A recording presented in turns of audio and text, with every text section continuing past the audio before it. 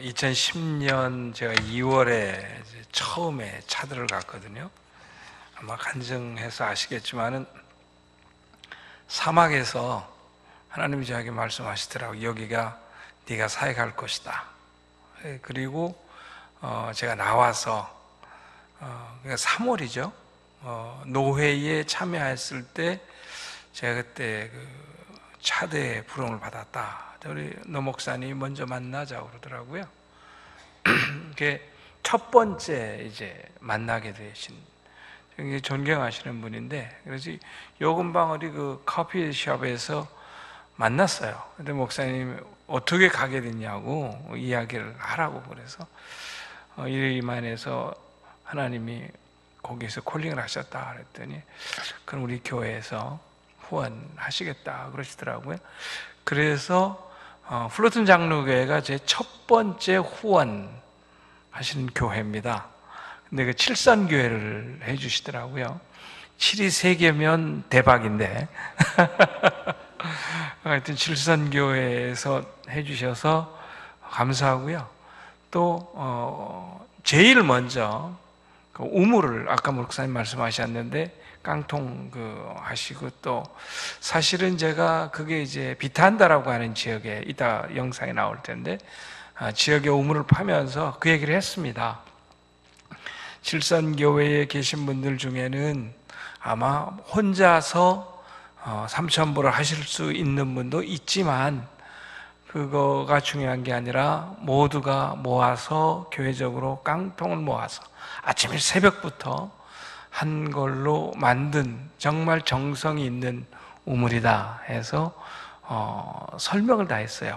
그랬더니 닭을 주시더라고요, 그 목사님이. 근데 닭을 제가 보낼 수는 없잖아요, 이쪽으로요. 그래서 제가 그냥 먹었습니다.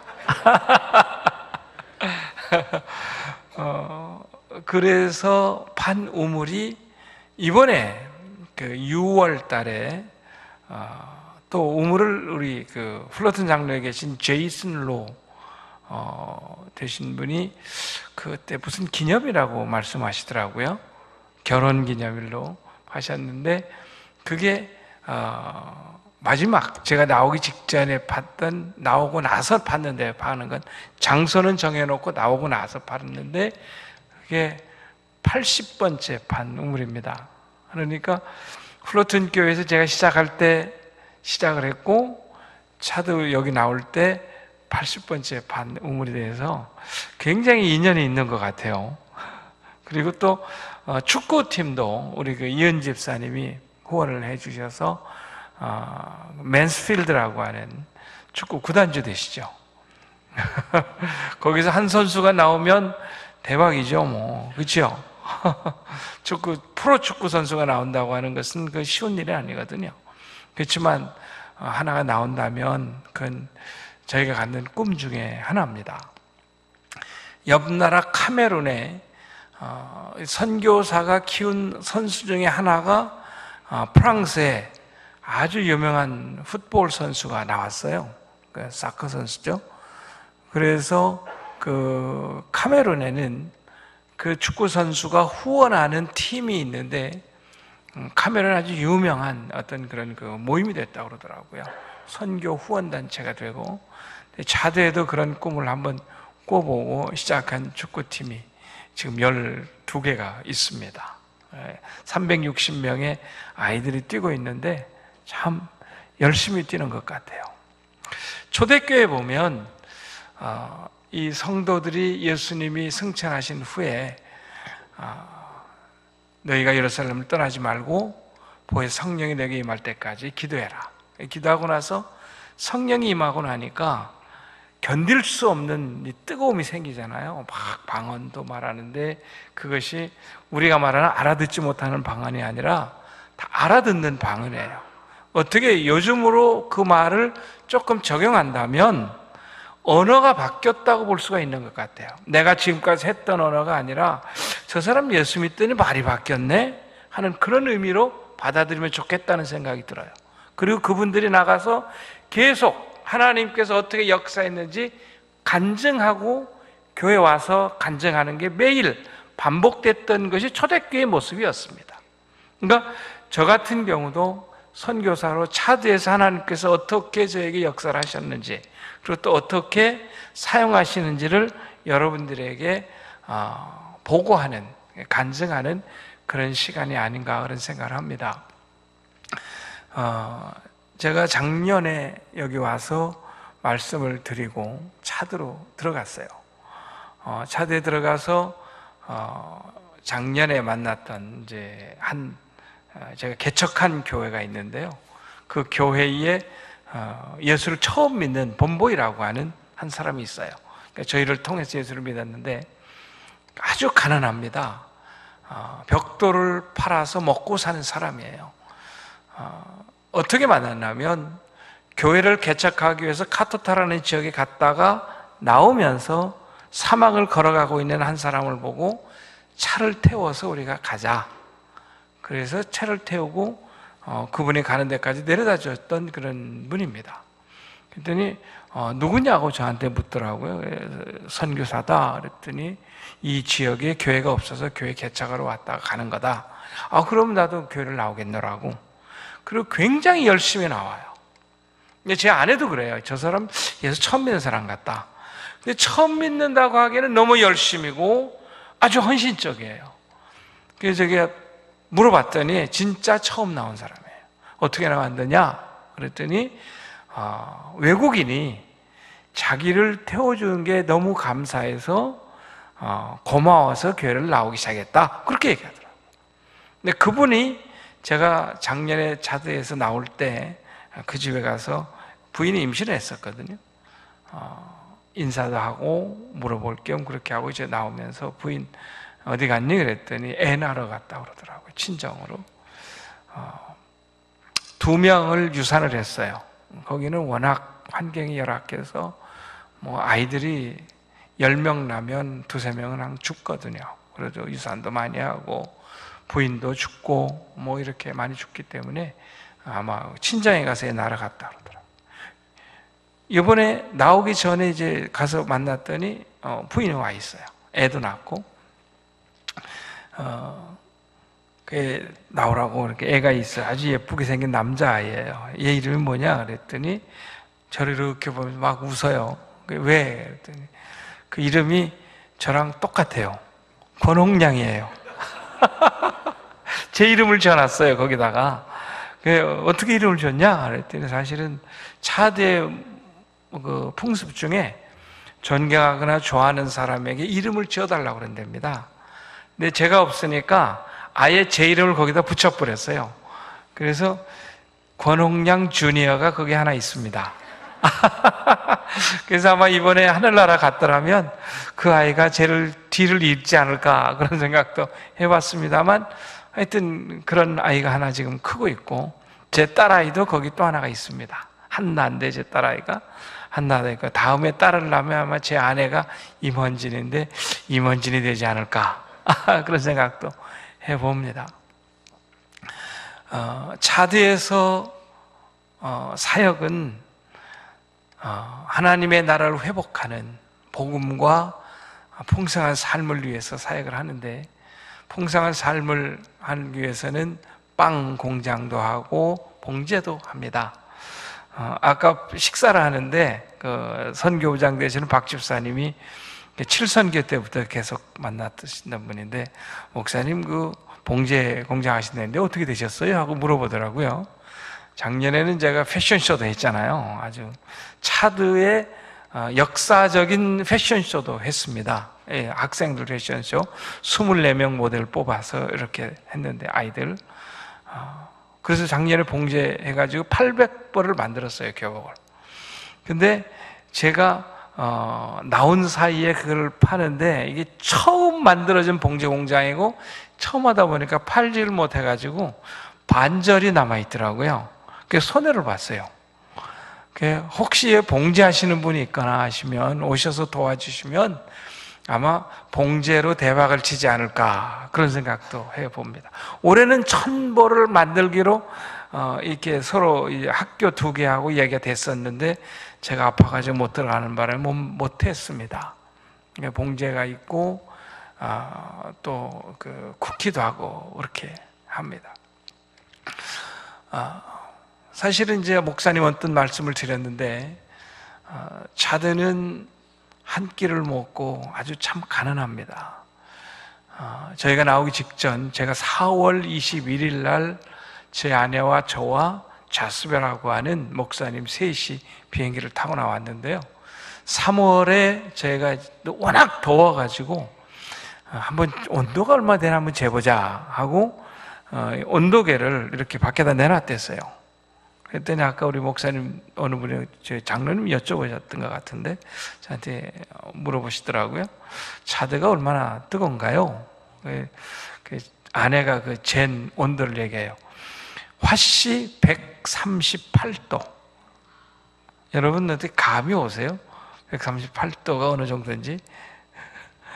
그 섭씨로 보면 59.8도인데 사우나 그에 그 뜨거운 물 있죠? 그게 44도더라고요. 59도면 아마 그 속에 어디죠? 그 사우나가 아니고 뭐죠? 그 안에 있는 거. 네, 불가마나 그런 정도 되는 것 같아요. 밖이 그렇습니다. 그러니까 굉장히 뜨겁죠. 그러니까 사람들이 사실은 어떻게 견디느냐 하는데, 견딘다고 저는 생각을 했습니다. 근데 견디는 게 아니라 죽습니다. 그러니까 일찍들 죽어요. 그리고 이 계절이 바뀔 때마다 앞뒤로 사람들이 많이 죽어요. 어떤 때는 자녀하고 부모하고 같이 죽기도 하고, 아이들은 일찍 죽어요. 유아 사망률이 굉장히 높아요. 평균 연령이 이 사망 그 연령이 여자가 51세, 남자가 49세. 세계적인 순위로 봤더니 224위더라고요. 이 수명 순으로 보니까 어떻게 보면 세 꼴찌에 해당하는 그런 나라 같아요. 그리고 가난도 뭐 올해 통계해 보니까 두 번째로 가난하더라고요, 세계에서. 그러니까 아주 어려운 그런 나라입니다. 근데 거기에 교회가 이 캐나다의 베프티스트하고 미국의 루터란이 1920년대 남쪽에서 예수를 믿게 해서 교회가 있어요. 그리고 우리 한국 선교사님 몇 분이 거기서 교단을 시작하고 그랬는데, 제가 모시고 나온 자스베 목사님은 EMT라고 하니까 EEMT라고 그렇게 봅니다. 그러니까 복음 선교 교단, 그렇게 한국말로 번역하면 그런데, 거기에 총회장이세요. 총회장님이신데 작년 12월에 저랑 같이 사역하는 목사님이 저보고 그러더라고요. 자스베 목사님 많이 아프대요. 그래요. 어떻게 아픈데요? 그랬더니 설교를 못 하시고 집에 누워 계신다고 그렇게 얘기하더라고요. 그러냐고, 뭐 보통 아프니까 저는 그렇게 아프거니 하고 넘어갔습니다. 1월 달에 그분이 또 얘기를 하세요. 목사님, 근데 그 친구분이 돌아가셨대요. 그래요? 아이고 힘들겠네. 그랬더니 근데 자스베 목사는 똑같은 병을 앓고 돌아가셨대요. 그러더라고. 그리고 나서 가만히 생각하니까, 그럼 자스베 목사도 곧 죽을 텐데, 그 생각이 드는 거예요. 근데 그때 그분 나이가 지금 49입니다. 만 50이에요. 그러니까 이제 딱 그때부터 이제 늙어가고 죽어가기 시작하는 나이니까 뭐 그렇거니 생각했는데, 기도하는데 계속 걸려요. 그분이 마음에 걸리고, 아니 이제 참 영향력이 있는 분이고 총회장쯤 되는데 저렇게 일찍 죽으면 그렇겠다. 근데 제가 우리 같은 선교사님한테 얘기를 했습니다. 목사님, 혹시 우리 한번 저분을 고치면 안 될까요? 그랬더니 글쎄, 그러면 좋겠는데 우리가 할 수 있는 방법이 있어야죠. 차드는 약 한 1200만에서 1500만 명이 삽니다. 의사가 간호사 포함해서 1000명이 안 됩니다. 그러니까 많은 사람들이 아프면 그냥 죽습니다. 보통 이번에 제가 거기에다가 보건소를 하나 이렇게 지었는데, 그 보건소에도 2만 명이 사는 마을인데 9개 마을에 거쳐서 반경 15km 내에 병원, 보건소, 약국, 의사, 간호사 아무도 없는 지역이에요. 그러니까 6월부터 9월이면 우기철인데 그때가 되면 그 15km에 차도 못 들어가고 질퍽질퍽해서 허벅지까지 빠지는 길이에요. 저한테 그 소개하는 사람이 그러더라고요. 목사님, 저희가 우기철이 되면 사람들이 그냥 죽습니다. 업고 나와야 되는데 나오다 보면 그냥 죽어요. 그러니까 보건소 하나만 줘주면 나머지는 저희가 할게요. 할 정도로 열악한 곳이 차듭니다. 그러니까 어떻게 보면 자스베 목사님도 그냥 두면 돌아가시는 거예요. 그 차대에서는 치료 방법이 없으니까. 저희 그 선교팀 멤버하고 그래도 우리가 한번 해봅시다. 그랬더니 제가 기도하면서 그랬죠. 자스베 목사님, 어디가 어떻게 아픈지 진단서 혹시 있으면 병명을 알았으면 좋겠다. 이분이 진단서를 가져왔는데 이웃 나라에서 떼온 진단서에 C형 간염이더라고요. 한국으로 연락을 해서 알아봤더니 돈이 한 4천만 원이 들 수도 있고 한 500만 원이 들 수도 있고 그건 봐야 알겠습니다. 그러더라고요. 저를 후원하시는 한 선교 단체에다가 전화를 했죠. 긴급 전화해서 혹시 이런 사람이 있는데 후원할 수 있느냐. 한 500만 원 정도는 후원할 수 있습니다. 500만 원 후원을 받고 저희가 다시 선교사들이 모였습니다. 모여가지고 우리 한번 자스베 목사님 살려봅시다. 그랬더니 둘로 나뉘더라고요. 같은 선교사인데도. 4천만 원이 든다면 우리가 무슨 돈이 있습니까? 그렇죠? 여러분 별로 좋아하지 않는 흑인 4천만 원 들여서 고칠 수 있겠어요? 또 한 분들은 선교사는 그래도 우리가 한번 노력해야 되지 않습니까? 둘로 나뉘었어요. 결론은 제가 결정을 해야 될 상황이 됐습니다. 아내랑 둘이 상의를 했습니다.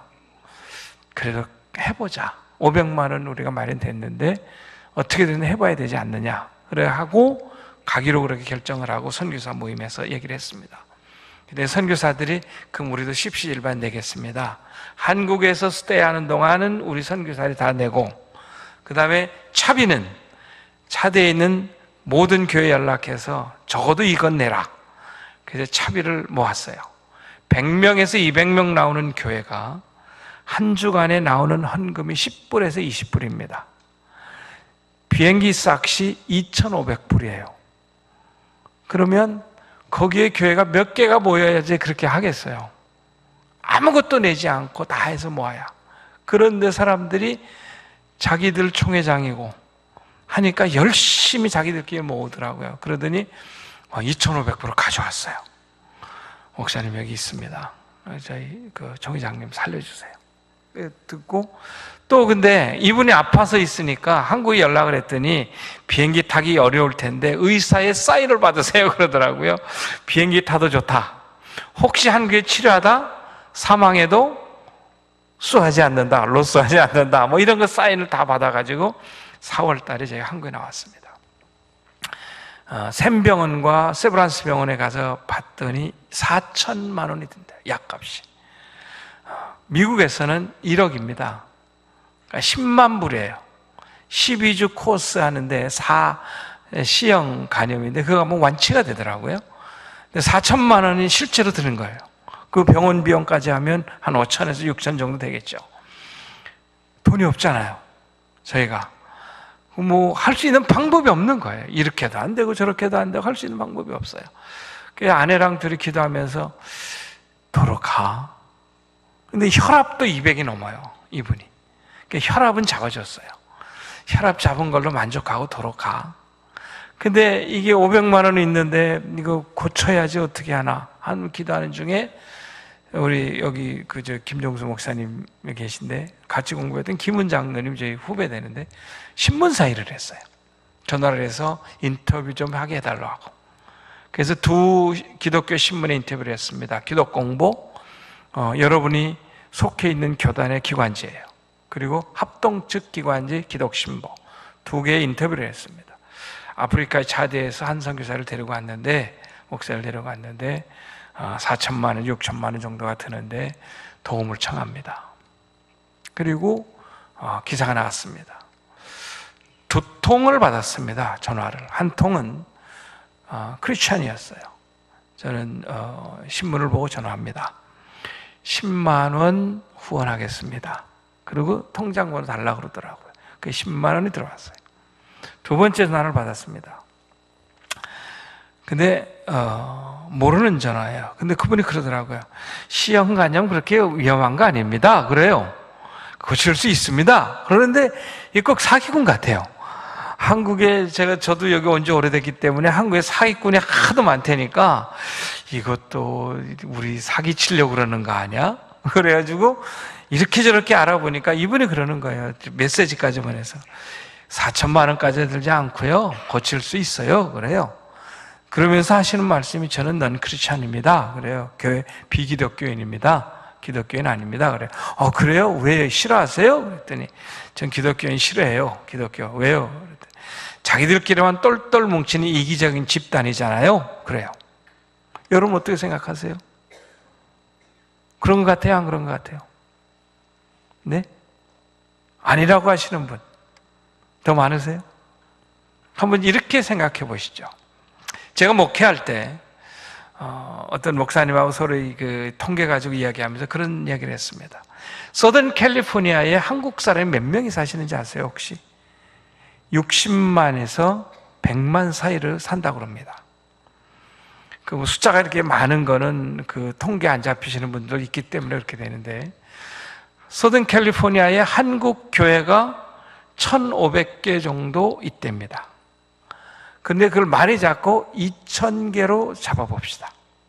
그리고 한 교회당 플러튼 장로교도 100명 잡고 작은 교회도 100명 잡고 영락교회도 100명 잡으면 많이 잡은 거죠, 목사님? 교회당 100명 잡으면은요 많이 잡은 겁니다. 작은 교회가 한 100명 이하 되는 교회가 8, 90% 되거든요. 대부분의 교회가 작거든요. 한국도 그렇습니다. 그렇다면 캘리포니아에 교회 나가는 숫자가 몇 명 정도 되는 것 같아요? 20%가 되나요? 안 되나요? 안 됩니다. 근데 여러분들 주변에 믿지 않는 사람들이 얼마나 많이 있습니까? 80%의 믿지 않는 사람들이 어디에 있습니까? 여러분 알아요? 어디 있는지 아세요? 잘 모르잖아요. 여러분들 만나는 사람, 믿는 사람만 만나지 않습니까? 그리고 믿지 않는 사람을 손가락질 하잖아요. 그러니까 그분 이야기가 저는 너무나 피부에 와닿았어요. 전 비기독교인이지만 믿는 사람들 자기들끼리 똘똘 뭉치는 이기적인 집단이라는 말에 저는 너무나 공감을 했어요. 한국도 그래요. 여기도 그렇고. 오늘 제목을 주님을 따르는 사람이라고 붙인 이유가 거기에 있습니다. 우리가 주님을 따르는 사람이라고 한다면 과연 우리는 어떻게 살아가야 할까 하는 것이 사실은 우리가 정말 깊게 생각해야 할 문제입니다. 그분이 그 얘기를 하고 그래서 제가 이래저래 해가지고 그래도 혹시 모르니까 혹시 이분이 또 저한테 우리 돈도 없는데 사기당할까 무서우니까 또 이래저래 해가지고 하여튼 만납시다 하고 만났어요.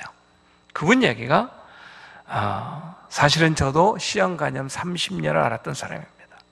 근데 제가 고쳤습니다. 어떻게 고쳤느냐?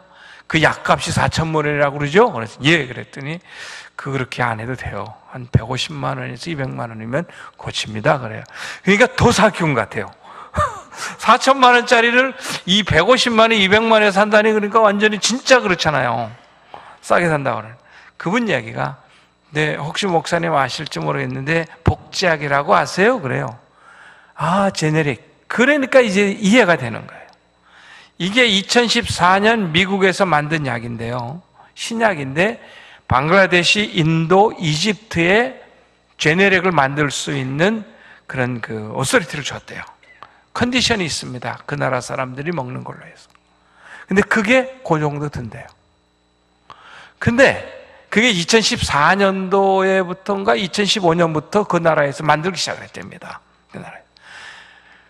야, 이거 그러면 우리는 못 사는데 150만 원을 사기치려고 그러나 나한테? 혹시 150만 원 또 통장에 넣어달라고 그러는 거 아닐까? 그런데 이분이 150만 원 든다고 그러니까 그러면서 하는 얘기가 그 다음 얘기가 저를 참 부끄럽게 했습니다. 그분이 그래요.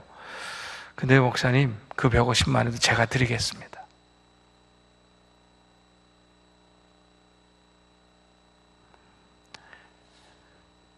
크리스찬 한 사람의 10만 원 헌금하고 굉장히 목에 힘 주셨는데 넌 크리스찬이 150만을 자기가 통장에 넣어주고 약값이 사주시면서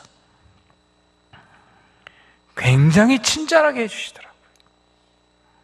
누가복음 9장 23, 24절 그 뒤에 10장으로 가서 보면 누구 얘기 나오냐면 선한 사마리아인 얘기가 나옵니다. 한 율법사가 어떻게 하면 영생을 얻을 수 있겠습니까?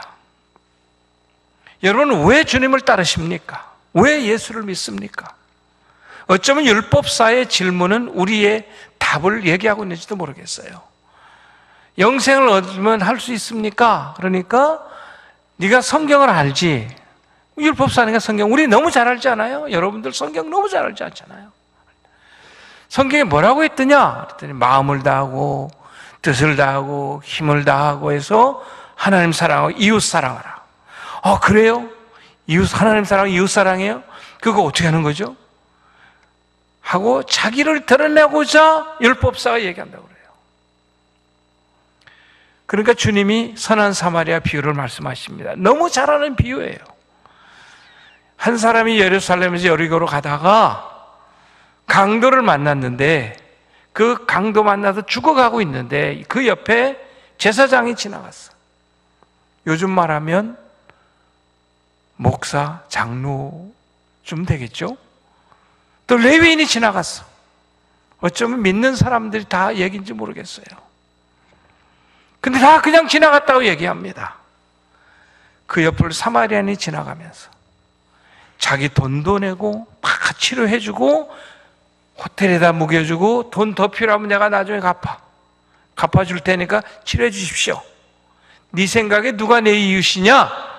얘기하니까 자비를 베푼 사람입니다. 그렇게 얘기하잖아요.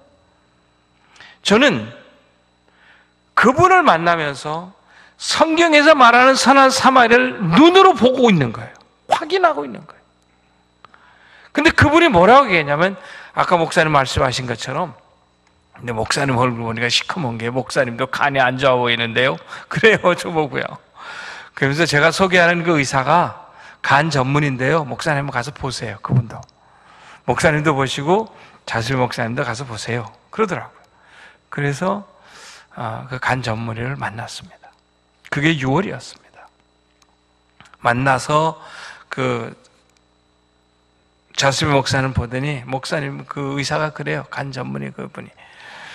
이 사람은요, 이 약을 먹으면 완치됩니다. 간 수치가, 바이러스가 60만이 나왔어요. 근데 그것이 치료받고 나서 40이 안 나오더라고요. 완치가 되는 거예요. 그러면서 저를 이렇게 보시더니 그분이 그래요. 근데요, 저분은 완치가 되냐면 목사님은 더 위험한데요. 목사님이 더 위험한데요. 그래요, 저보고. 그래요? 목사님은 간경화 1기를 지났습니다. 2기입니다. 그리고 식도 정맥류가 있어서 약 드시고 지금 굉장히 고민을 하시더라고요. 어떻게 치료받아야 될지. 치료해야 됩니다. 그래요. 그러니까 제 아내가 바로 서울대병원에 연락을 해서 그 예약을 잡고 제가 들어갔습니다. 그리고 의사를 만났어요. 그 서울대병원에서 만났는데 그 의사가 저를 보더니 그래요. 선교사님 바로 입원하십시오. 저도 못 들어갑니다. 바로 입원하시오. 그러더라고요. 그리고는 스케줄을 잡는 거예요. 7월, 8월, 11월, 내년 5월 4번 시술을 받아야 됩니다. 그런 거예요. 여기에 식도를. 그래요? 그리고 저희가 6월 달에 그 이제 자스베 목사님 치료 받으면 6월 달에 비행기표를 제 아내랑 저랑 셋이 같이 들어가기로 돼 있는데 들어가는 차도에 그 자스베 목사님 들어간 날 저는 서울대병원에 입원을 했어요. 그리고 첫 번째 시술을 했습니다. 식도 정맥류를 묶는 작업을 했어요. 결찰이라고 그러는데 간경화가 아신 분은 혹시 아실지 모르겠어요. 간경화 있는 분의 30%가 이 식도 정맥에 툭툭툭 튀어. 혹시 하지 정맥류 있죠? 발이 보면 툭툭 튀어나오는 것처럼 식도에 튀어나와 있는 겁니다. 보면 그래서 가시 같은 게 찌르면 거기서 이게 피가 나와서 멈추지 못하고 그냥 그걸로 사망하는 그런 거라고 그래요. 저는 그때 알은 거예요. 위험하다는 걸. 그래서 2번 시술을 하고 8월이었어요. 그리고 나서 2번 시술하면서 저에게 들은 생각이 있었습니다. 아내도 그러고 많은 사람들이 목사님 살을 좀 빼세요. 아마 많은 분들이 저한테 얘기했을 거예요. 오늘 박 집사님도 저보고 그랬는데 목사님 그전에 오실 때보다 훨씬 더 보기도 좋은데요. 날씬하고 그러시는데 많은 분들이 저보고 그렇게 얘기를 했댔어요. 근데 제가 굉장히 건강했거든요. 열심히 일도 하고 그래서 그냥 그 말들을 그냥 흘려보냈습니다. 여러분, 오늘 말씀을 보면은요, 주님께서 말씀하시기를 네가 나를 따르려거든 자기를 부인하고 제 십자가를 지고 나를 쫓을 것이니라. 3단계를 얘기하세요. 여러분, 말씀은요, 없어서 우리가 지키는 것이, 안 지키는 것이 아닙니다. 때가 이르리니, 기근의 때가 이르리니 물이 없어 가람이 아니요 말씀을 듣지 못한 기갈이라고 얘기합니다. 여러분, 차드는요 6월부터 9월까지가 우기철입니다. 이때에 사망률이 굉장히 높습니다. 물로 인한 사망입니다. 물이 가장 많은 시기에 물로 인해서 오염으로 죽습니다. 콜레라, 이질, 장티푸스 이런 걸로 다 그때 죽어요. 그래서 차드의 사망률을 보면 말라리아가 1위입니다. 그 다음에 수인성 질병이에요. 이 2개가 다 물 때문에 오는 질병들이에요. 홍수로 인한 병들입니다. 오늘 현대는요, 아마 여러분들 그 핸드폰에 하나님의 말씀 몇십 개씩 다 들어있을 겁니다. 아침에 하나님 말씀 듣고 주무실 때도 들으실 거예요. 말씀의 홍수 속에 살아가고 있습니다. 근데 그 말씀이 얼마나 여러분 삶 속에 역사하고 있나요?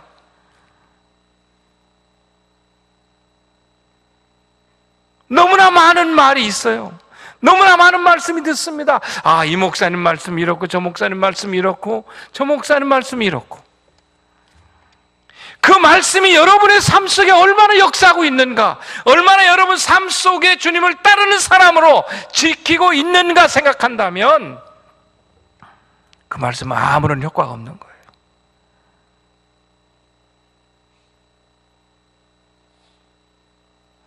율법사가 물어본 이야기도 똑같은 얘기예요. 그대로 하면 되는 거죠.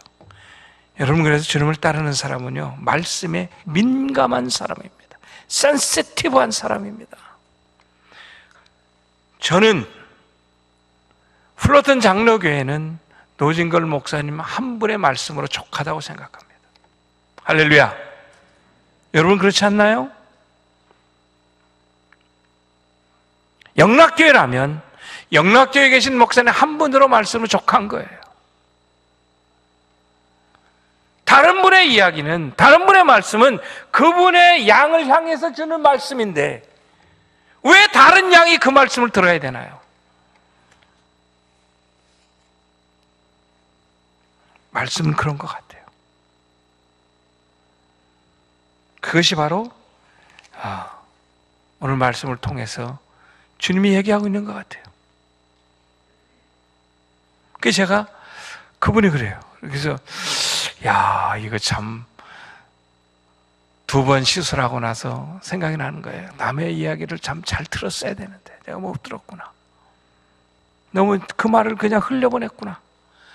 그러고 나서 기도하는데 제일 미안하신 분이 하나님이에요. 쓰고 싶어도 아프니까 못 쓰는 거예요. 쓰고 싶어도 차대에 못 들어가니까 못 쓰는 거예요. 하나님 앞에 회개했습니다. 하나님 죄송합니다. 제가 주님 앞에 바로 서지 못해서 이렇습니다.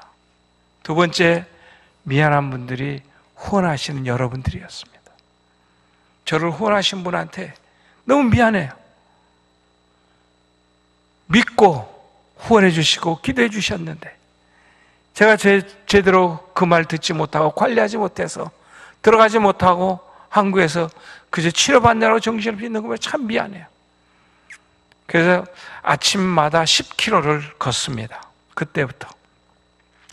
근데 8월 달에 밖에 한강변을 걷고 집에 들어와서 낮잠 조금 자고 누웠는데 화장실에 가고 싶어요. 화장실에 들어가서 이렇게 앉았는데 샥 하고 나오는데 보니까 붉은 피예요. 붉은 피가 혈변으로 설사처럼 쫙 나오는 거예요. 근데 의사가 저보고 그랬거든요. 피를 토하거나 나오면 바로 병원으로 오십시오.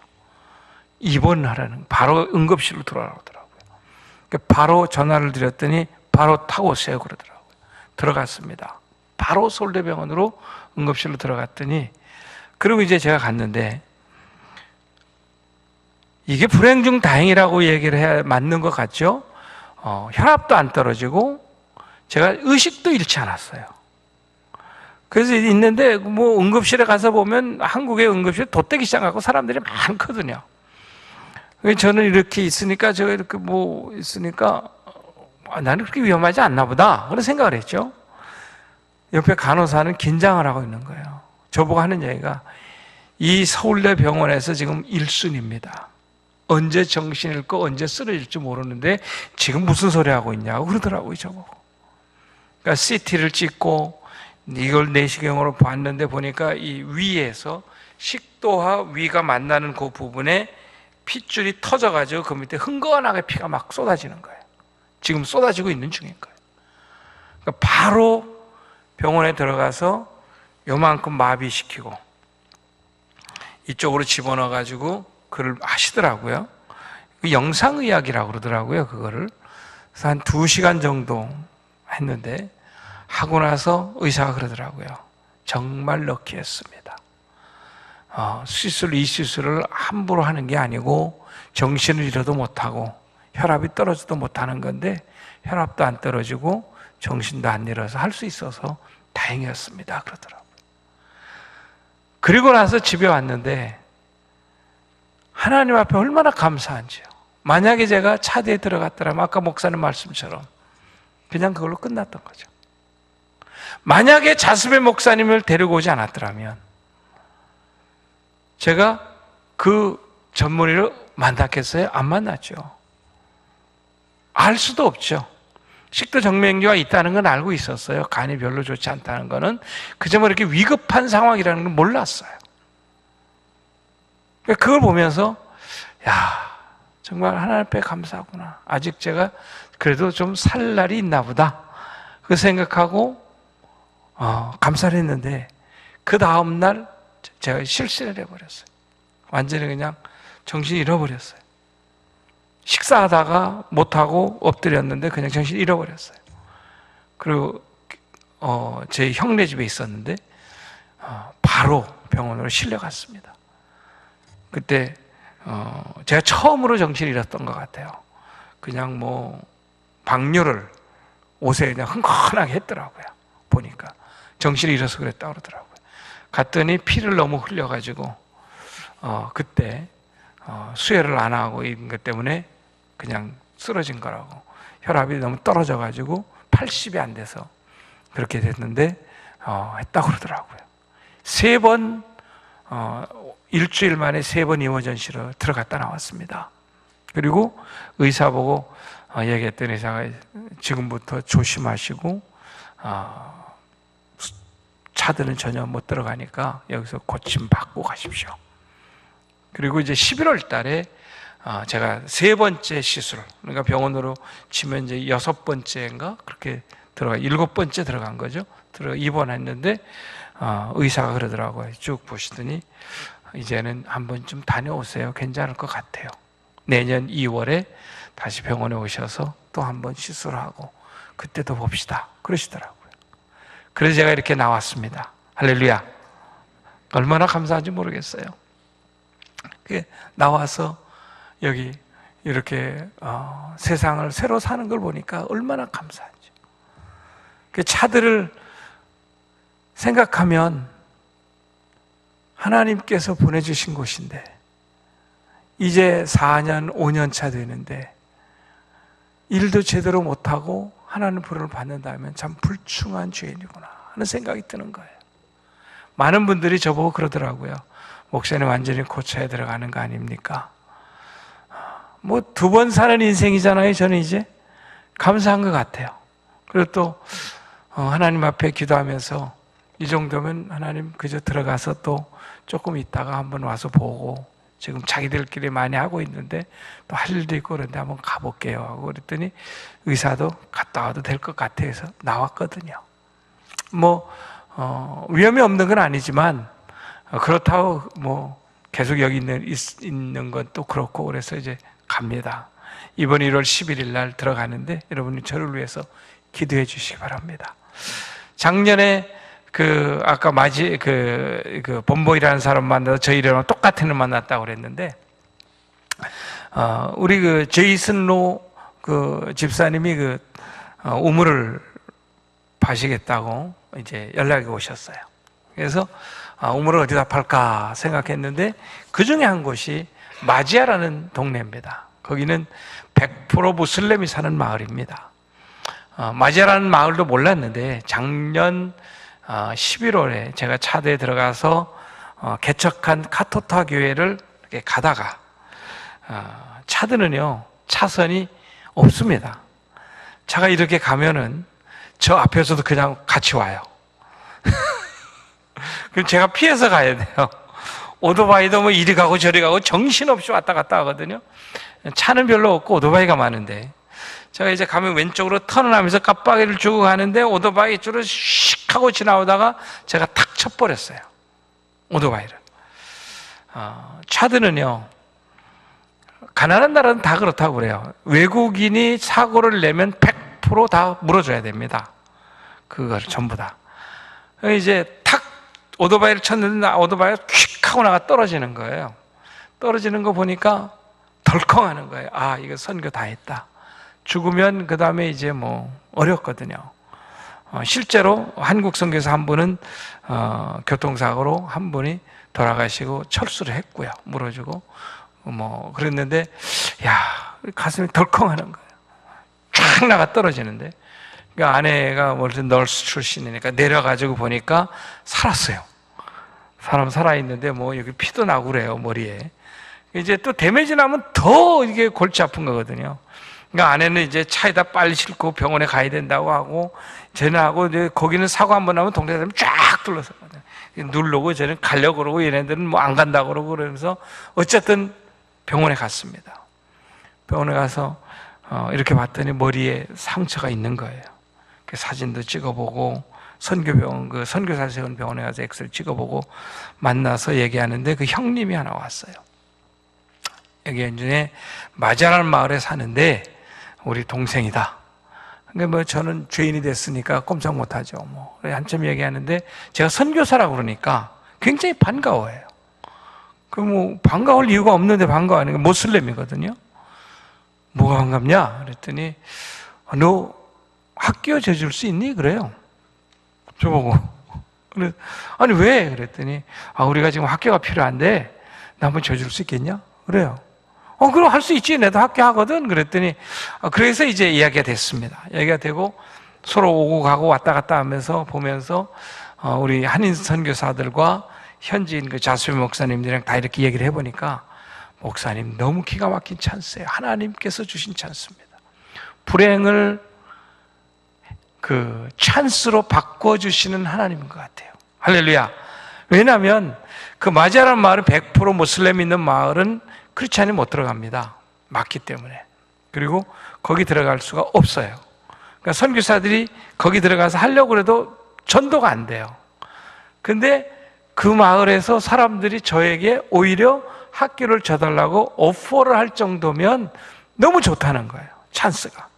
그래서 오히려 이 사고가 하나님께서 쓰시고자 하는 찬스가 되었다. 그렇게 얘기하더라고요. 왜 그렇게 됐냐고 그 형제한테 물어봤더니 얼마 전에 그 마을에 정부와 무슨 얘기가 있는데 프랑스 말을 쓰거든요. 그 나라는 프랑스 말을 하는 사람들이 그 마을에 아무도 없는 거예요. 아랍어 말만 하는 마을이에요. 그 마을이. 그러니까 너무나 불이익을 당했기 때문에 학교가 절실히 필요했는데 마침 선교사를 만나니까 딱 그게 맞아 떨어진 거예요. 그래서 그러면 우리 추장도 만나보고 한번 해보자. 그래서 제가 들어가서 추장도 만나보고 이야기를 하는 중에 우리 그 통역을 데려가서 얘기를 해서 그랬죠. 혹시 필요하면 너희 땅을 줄 수 있냐? 그랬더니 땅 주겠다고. 그래서 땅도 100m 큰 땅입니다. 그거를 제일 좋은 데다 주겠다고 그러더라고요. 땅을 얻고 마침 학교를 준비 중인데 제이슨 우리 우물을 한다고 그래서 거기다가 파면 좋겠다 해서 거기다 우물을 팠어요. 지금 그 마을은 저희가 이제 복음을 들고 들어가는 타겟입니다. 학교를 지면 어떻게 복음이 들어가느냐? 저는 미셔너리인 걸 아니까 이 사람들이 성경을 내가 가르치겠다 그랬어요. 오케이, 가르치라는 거예요. 교사 크리스찬 집어넣습니다. 그럼 교사가 그리 이사를 가는 거예요.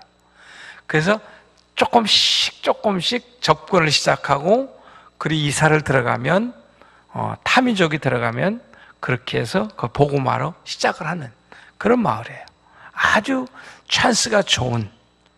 그래서 저 차대에서 제가 하는 일들은 바로 그런 일입니다.